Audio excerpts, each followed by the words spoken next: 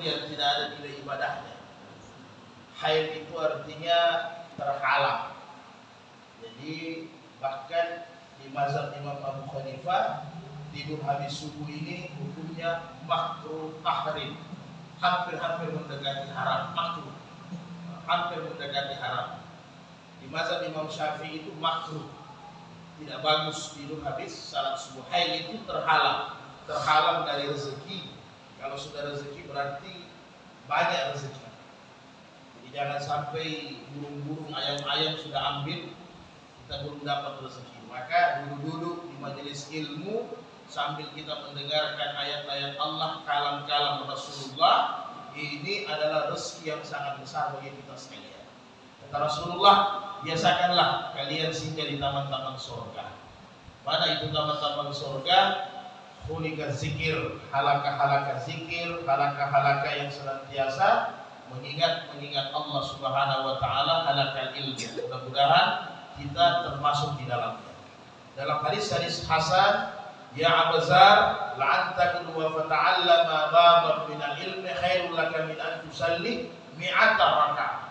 Wahai Abuzar, apabila kalian berpagi-pagi belajar satu bab daripada ilmu agama, dalam hadis lain, baik kalian mengamalkan atau tidak mengamalkan, lebih baik daripada 100 rakaat salat sunnah. Subhanallah. Jadi salat sunnah kita sampai terbit matahari, kita duduk-duduk sejenak. Kemudian saya minta maaf juga, mungkin ahad lalu Pak Tamrin masih banyak pertanyaan tentang undangan yang tidak sempat kita bahas semua. Nah, jadi sebentar kita buka waktu lagi dengan sesi yang bebas lah. Jadi pada subuh hari ini kembali kita lanjutkan kajian kita. Pada Sabtu yang lalu kita sudah bahas tentang hak muslimun ala muslimun sittun, bahwa kewajiban seorang muslim dengan muslim lainnya itu ada 6 perkara. Yang kita bahas lalu adalah wa idza da'aka fa'ajibhu, apabila kalian dipanggil, diundang, maka hadirlah. Maka pada subuh hari ini salah satu kewajiban seorang muslim dengan muslim lain adalah idza laqitahu fasallam alaihi, apabila kalian bertemu, apabila kalian berjumpa, maka hendaklah mengucapkan salam. Maka kita masuk di kitabus salam pada subuh hari ini, walaupun tidak kita bahas, kita tidak bacakan semua karena ini ada kurang lebih 9 lembar. Jadi kita ambil yang penting-pentingnya saja, nanti kita bahas bersama-sama. Jadi salam ini sendiri tentunya kalau dalam arti yang sudah kita kenal, salam ini adalah keselamatan. Jadi ini adalah doa yang luar biasa sebenarnya.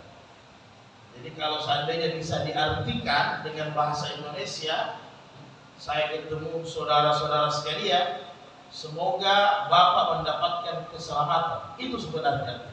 Hanya karena sering kita bahas dengan Assalamualaikum, Assalamualaikum. Jadi dia sudah seperti hal yang biasa di telinga kita.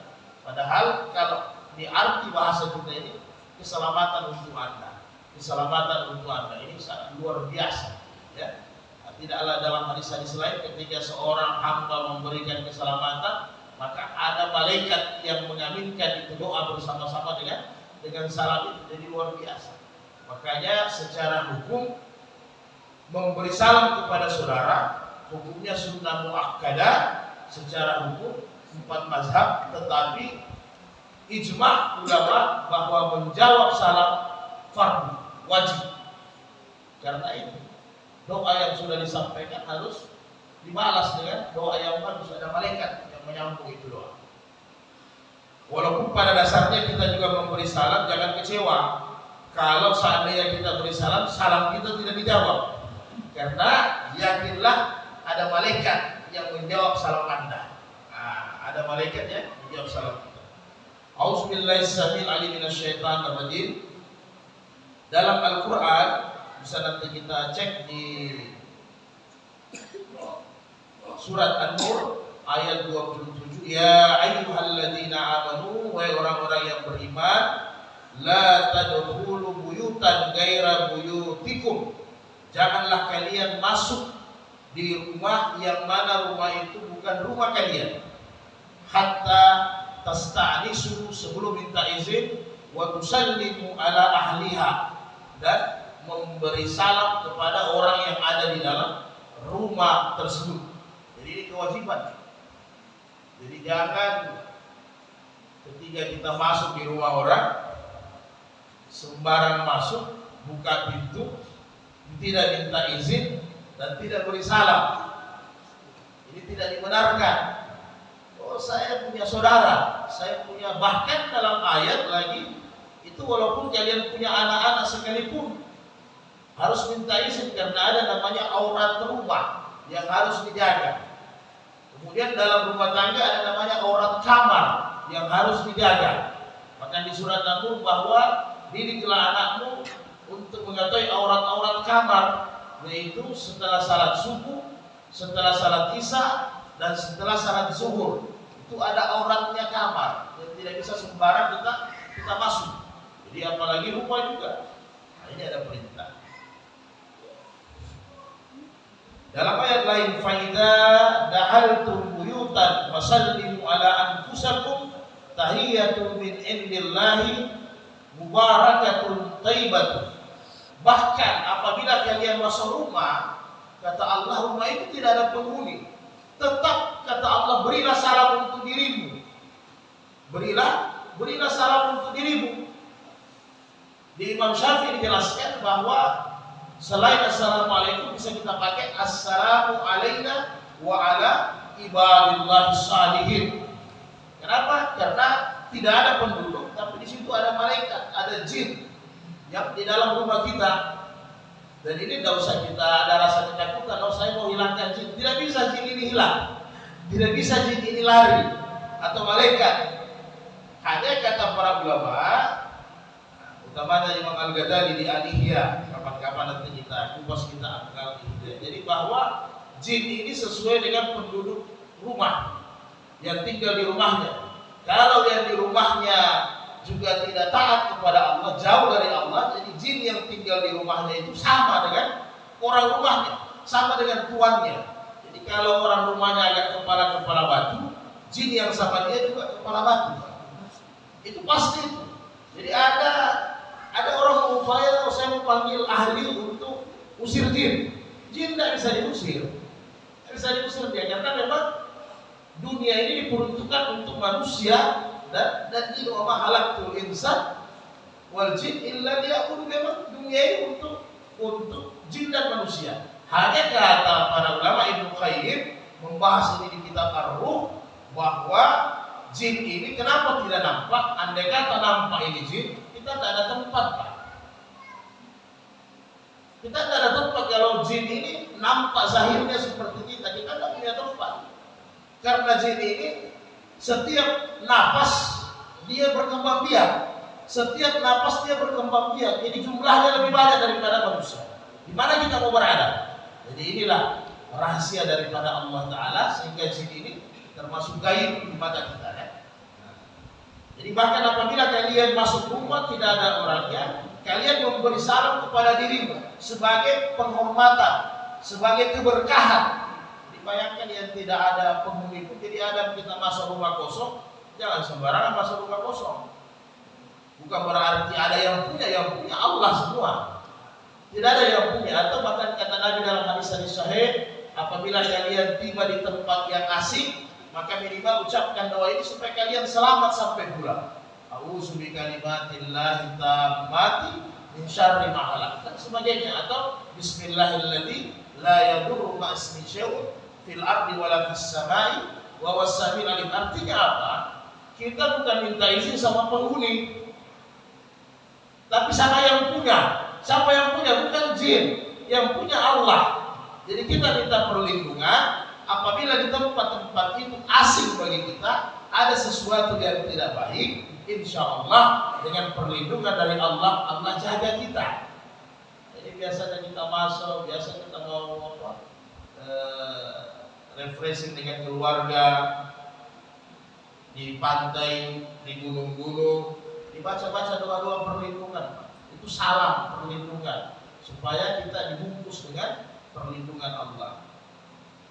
Kemudian hal ataka hadisu da'ifa Ibrahim al-mukramin. Tidakkah kalian hal ataka hadisu pernah dengar kisah Nabi Ibrahim kedatangan tamu yang mulia? Iza dahalu alaihi faqalu salaman. Ketika malaikat itu datang sama Nabi Ibrahim mengucapkan salam, assalamualaikum. Wa qala salam, dan Ibrahim juga menjawab dengan kata-kata keselamatan. Jadi bahkan cara untuk memberi salam ini bukan nanti di zaman Nabi kita Rasulullah. Ternyata Allah sudah ajarkan kepada Nabi Ibrahim, diajar bagaimana malaikat datang bertamu ke Nabi Ibrahim dengan kata-kata yang pertama kali masuk di rumahnya Nabi Ibrahim dengan assalamualaikum, dan Nabi Ibrahim juga menjawab dengan waalaikumsalam. Dan ini ajaran para anbiya terdahulu. Jadi sampai Nabi Ibrahim diceritakan dalam Al-Quran, nanti bisa dilihat di surat Az-Zariyat. Kemudian an Abdullah bin Amr bin Al-As anna rajulan sa'ala Rasulullah sallallahu alaihi wasallam. Dari Abdullah bin Amr bin Al-As, ada seorang laki-laki datang bertanya kepada Nabi, ayyul Islam khair? Ya Rasulullah, apa amalan Islam yang tinggi, yang terbaik? Di sini khair ini khair yang ada titik. Itu artinya berarti paling tinggi, paling terbaik. Apa yang terbaik ya Rasul? Kala tud'imut ta'am, kau buat makanan, bagi itu makanan. Jadi apalagi di bulan Ramadan ini, jadi manfaatkanlah momen-momen itu, jangan pahalanya lebih berlipat ganda. Biasakan membuat makanan. Nabi tidak ajarkan berapa banyak, tapi ada kelebihan berbagi makanan. Wa taqra'us salam ala ma arafta wa ma lam ta'rif. Muttafaqun alaihi Bukhari Muslim. Maka kau sebarkan salam kepada siapapun, baik orang yang man arafta, yang engkau sudah kenal, ataupun wa ma lam ta'rif, atau orang itu kau tidak kenal. Jadi memberikan salam itu kepada siapa saja. Tentunya pasti kita kenal orang Muslim. Jadi kalau kita kenal orang Muslim, biasa ada identitas, jadi sudah bisa kita tahu, oh ini orang Muslim, orang Muslim. Jadi kita beri salam, sebarkan salam. An Abi Hurairah an Nabi sallallahu alaihi wasallam, lamma khalaqa Allah Taala Adam, ketika Allah menciptakan Adam, qala izhab fasallam ala ulaika nafar minal malaikati julusan. Bahkan ketika Nabi menciptakan Adam, kata Rasulullah, maka izhab, kau pergi wahai Adam setelah diciptakan, kau pergi berkenalan dengan para malaikat, yang mana malaikat itu malaikat julusan, ada sementara duduk. Beri salam kepada malaikat. Jadi Nabi Adam, nenek moyang kita, bahkan bukan Nabi Ibrahim, Nabi Adam pun ternyata sudah diajar oleh Allah untuk menyebarkan salam. Fastaqima yuhika fa innaha tahiyyatuka wa tahiyyatun wa dzurriyyat. Jadi supaya kalian dapat memberikan. Faqala assalamualaikum. Nabi Adam mengatakan salam untuk kalian. Faqalu, malaikat jawab assalamualaikum warahmatullah wa zuduhu warahmatullah. Muttafaqun alaih. Bahkan ketika itu Nabi Adam diajarkan untuk menjawab yang lebih baik lagi. Jadi ketika Nabi Adam memberikan salam assalamualaikum, para malaikat serentak menjawabnya dengan waalaikumsalam warahmatullah. Jadi jawaban yang lebih baik daripada salam, ditambah dengan yang lebih baik. An Abi Umarah bin Bara bin Azib radhiyallahu anhu qala amarana Rasulullah, Rasul memerintahkan kepada kami bisab'i biibadati, ada 7. Nah, ini yang 7. Yang lalu kita bahas yang 6. Biibadatil marid, mengunjungi orang sakit, wa tiba'al janais, mendatangi takziah kepada jenazah, wa tasmid al atas, jadi bertasmid kepada orang yang bersin. Ketika dia mengatakan alhamdulillah, maka berilah doa yarhamkallah, itu namanya tasmid. Kemudian wanasihut ta'if, membantu orang yang lemah. Kemudian wa'onal mazlum, membantu orang yang dizalimi. Kemudian wa ifsa'atus salam, menyebarkan salam. Jadi penting sekali.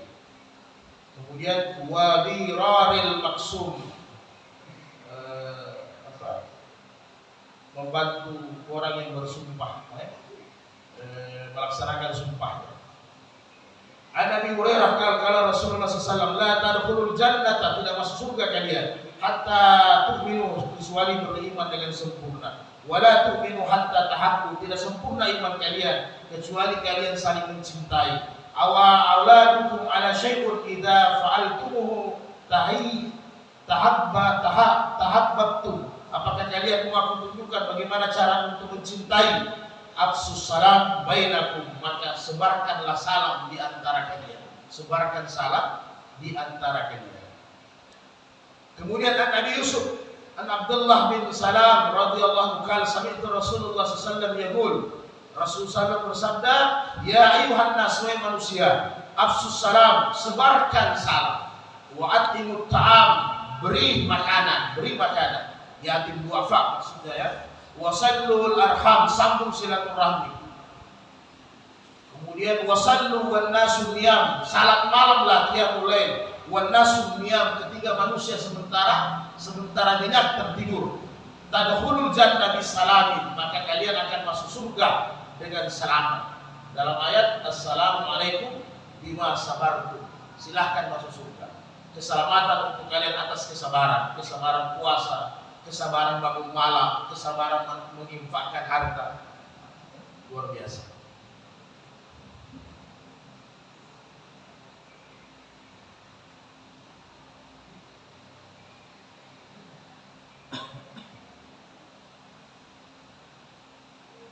An Imran bin Husain, ja'a rajulu, dari Imran bin Husain datang seseorang ila Nabi sallallahu alaihi wasallam, kepada Nabi, assalamualaikum,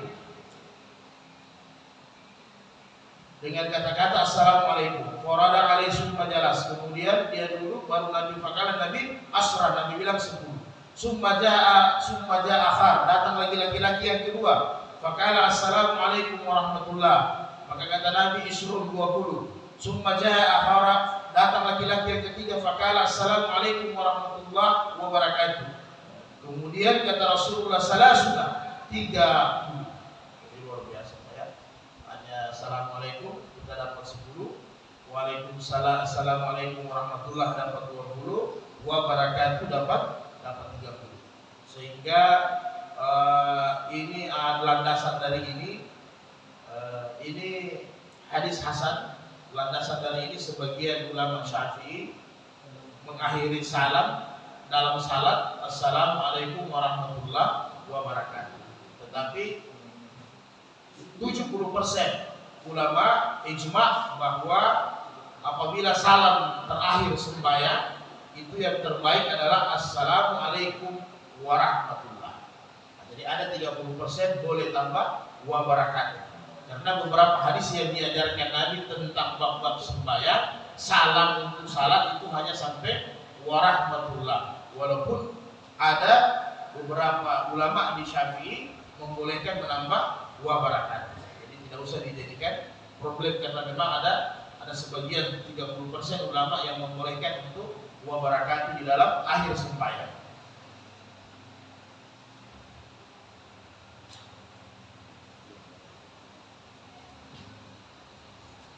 Ini kisahnya panjang. Jadi ada satu sahabat, dia bawa sahabat lain jalan-jalan ke pasar.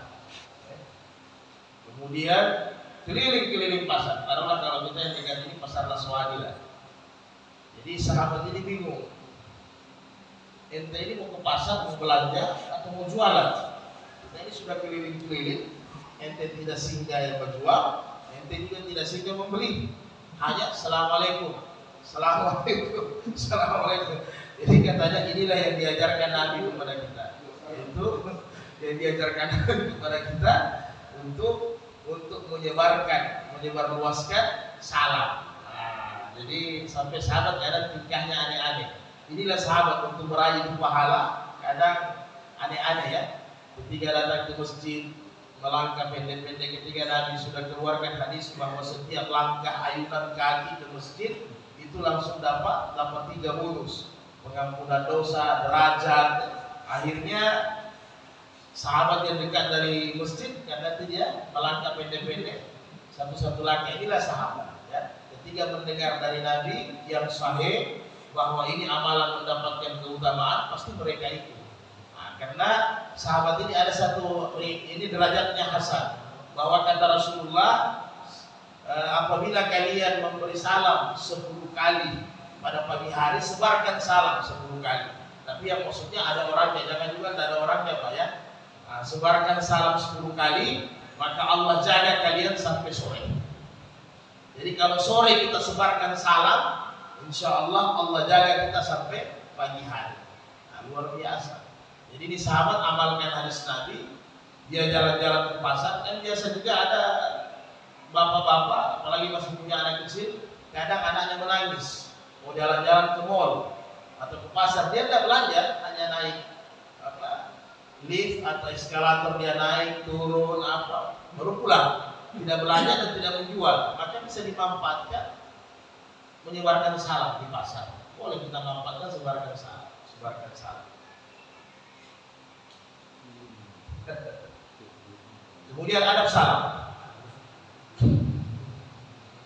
An-Nabi Hurairah anna Rasulullah sallallahu alaihi wasallam yusallimu rakibu 'alal masmashi. Hendaklah orang yang naik kendaraan memberi salam kepada orang yang berjalan kaki. Jadi ada juga adabnya Pak, aturannya tidak sembarang. Kata Nabi, wal masyi 'alal qa'id. Orang yang berjalan kaki memberi salam kepada orang yang duduk. Kemudian wal kalilu 'ala kasyir. Orang yang sedikit memberi salam kepada orang yang banyak. Kemudian wasyagiru 'ala kabir. Orang anak kecil memberi salam kepada yang lebih tua, anak besar. Kalau Rasulullah inna awalan, jadi memberi salam ini ada juga aturannya, adabnya. Jadi kalau bapak-bapak naik mobil, beri salamlah kepada orang yang naik motor.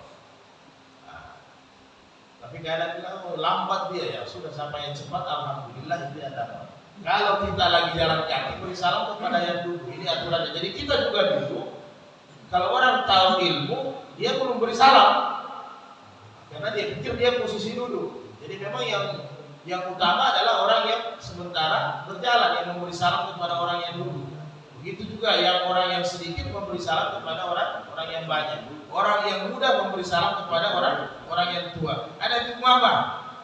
Kalau Rasulullah, inna awalan nasa billahi man bada'ahum bisalam. Sesungguhnya siapa, walaupun ada kebolehan bahwa siapa yang memulai salam, maka dialah yang pertama dekat dengan Allah. Artinya mendapatkan itu keutamaan. Karena ada juga orang tak mengerti, dia naik kendaraan tidak beri salam kepada orang jalan. Jadi kita dahului saja, assalamualaikum Pak.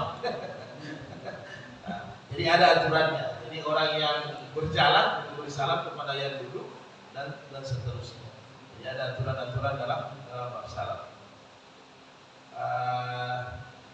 Saya pikir sampai sini banyak di penjelasan salam. Mungkin kita langsung buka supaya waktunya lebih luas. Mungkin ada yang asap ahad lalu bisa. Oke, assalamualaikum warahmatullahi wabarakatuh.